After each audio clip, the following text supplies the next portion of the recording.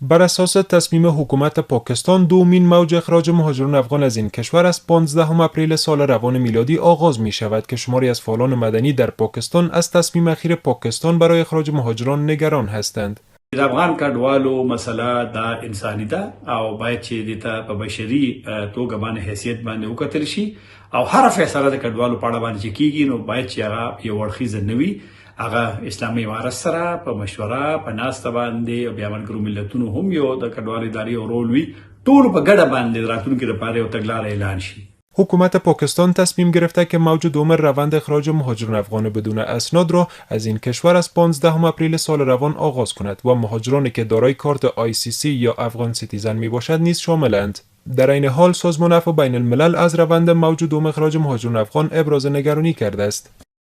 پاکستان نباید درخواست‌های بین‌المللی برای اخراج مهاجران افغان را نادیده بگیرد. این کار برخی از شهروندان افغان به ویژه زنان، دختران، خبرنگاران و فعالان مدنی را به خطر می‌اندازد.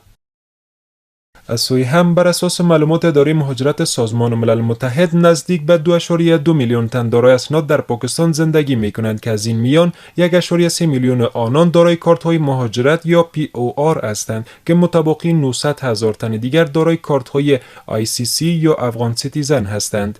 در این حال پاکستان در نوامبر 2021 موج اول روند اخراج اجباری مهاجران بدون اسناد افغان را آغاز کرد که بر اساس معلومات مسئولان وزارت امور مهاجرین و عودت کنندگان 500,000 تن به صورت اجباری و داوطلبانه به کشور بازگشتند.